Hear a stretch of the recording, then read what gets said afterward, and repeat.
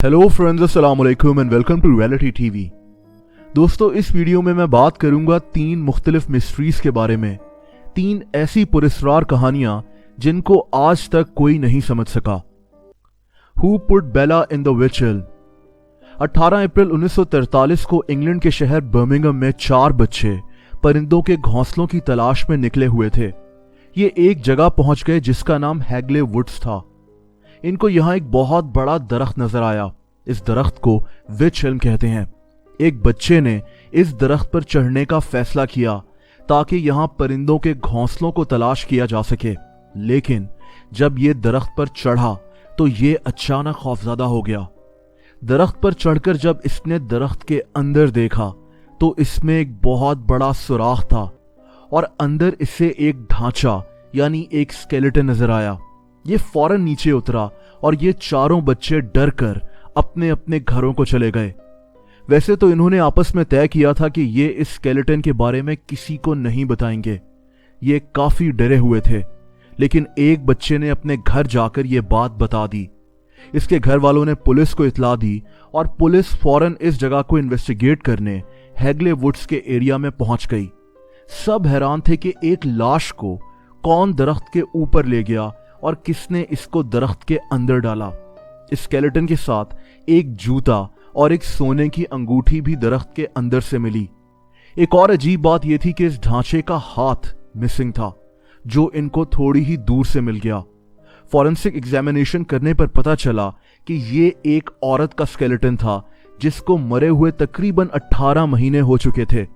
Police ने पिछले 18 महीनों के गुमशुदा लोगों की लिस्ट चेक की, लेकिन कोई इंसान भी इस औरत के स्केलेटन से मैच नहीं कर रहा था। एक और बात यह थी कि इस औरत के दांतों की ट्रीटमेंट हुई भी थी। उन दिनों बहुत कम लोग डेंटिस्ट के पास जाना अफोर्ड कर सकते थे। बर्मिंघम और आसपास के तमाम इलाकों के डेंटिस्ट को भी चेक किया गया, लेकिन इस औरत के बारे में कोई सुराग नहीं मिला। इस बात को कई महीने गुजर गए और फिर बर्मिंघम में कुछ बहुत अजीब होने लगा। बर्मिंघम शहर की दीवारों पर ग्राफिटी नजर आने लगी जिस पर लिखा होता था who put Bella in the wych elm, यानी बेला को उस दरख्त में किसने डाला। बर्मिंघम शहर की दीवारें इस ग्राफिटी से भर गईं और इस शहर में रहने वाले लोग शदीद खौफजदा हो गए। यह सिलसिला कई साल तक चलता रहा। ये अल्फाज कौन लिखता था ये आज तक पता नहीं चल सका, लेकिन ये जो कोई भी लिख रहा था वो इस औरत का नाम और शायद इसको जानता था। दोस्तों, दरख्त के अंदर से मिलने वाली इस अजीब लाश के बारे में काफी बातें की गईं। कोई इसे ब्लैक मैजिक यानी काला जादू कह रहा था, तो किसी ने कहा कि ये औरत दरअसल एक जर्मन जासूस थी जिसको इसी के साथियों ने मार दिया था। इस अजीब केस की एक हैरत अंगेज बात यह है कि पुलिस के पास से इस औरत का स्केलेटन ही कहीं गायब हो गया। ये कहां गायब हुआ ये कोई नहीं जानता था। इसको पुलिस म्यूजियम में रखा गया था जहां से ये कहीं गायब हो गया था। Who put Bella in the wych elm, इसका जवाब आज तक किसी को नहीं मिल सका। The Kentucky meat shower. 3 March 1876 को अमेरिका की स्टेट केंटाकी में कुछ ऐसा हुआ जो आज तक लोग समझ नहीं सके। केंटाकी की बाथ काउंटी में एक औरत अपने घर के लॉन में कपड़े धो रही थी कि अचानक इसको आसमान से एक बहुत बड़ा गोश्त का टुकड़ा गिरता हुआ दिखाई दिया। इसने आसमान की तरफ देखा तो आसमान बिल्कुल क्लियर था और फिर इस शहर के लोगों ने कुछ बहुत अजीब देखा। कुछ ही देर में इस शहर में गोश्त की बारिश होना शुरू हो गई। गोश्त के बड़े बड़े टुकड़े आसमान से इस शहर में गिरने लगे जैसे ज़ालाबारी हो रही हो। ये गोश्त बीफ या किसी हिरन का गोश्त लग रहा था। कुछ लोगों ने तो हिम्मत कर इस गोश्त को टेस्ट भी किया। कुछ एक्सपर्ट्स का कहना है कि हो सकता है कि ये गोश्त गिद्धों ने फेंका हो। गिद्ध अक्सर गोश्त के बड़े बड़े टुकड़े खा लें तो ये वोमिट कर देते हैं, लेकिन ये इतने ज्यादा और इतने साफ टुकड़े थे कि ये मानना मुश्किल था कि ये गिद्धों ने वोमिट की थी। बहरहाल ये गोश्त के टुकड़े आज भी एक जार में बंद अमेरिका में मौजूद हैं और आज तक गोश्त की इस बारिश को कोई ठीक से एक्सप्लेन नहीं कर सका। और आखिरी कहानी सॉडर फैमिली की है।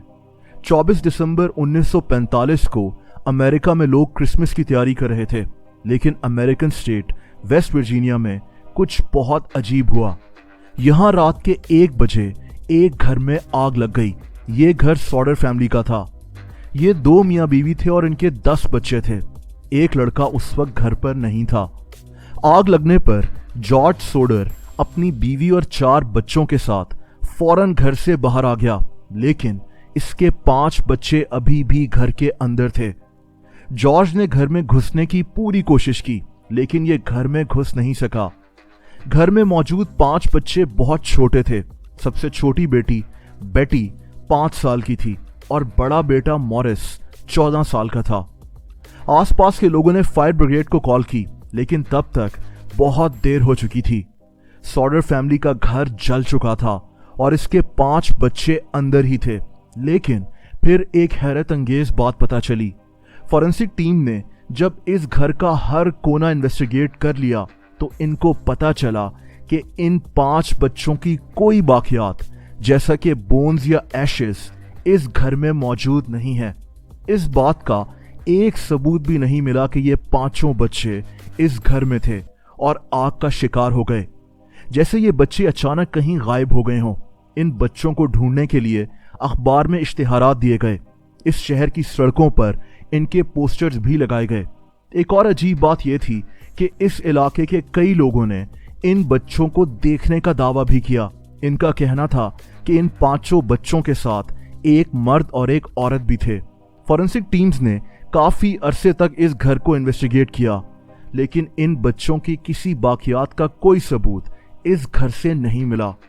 یہ بچے کہاں غائب ہو گئے یہ کوئی نہیں جانتا، اور یہ آج بھی ایک مسٹری بنی ہوئی ہے۔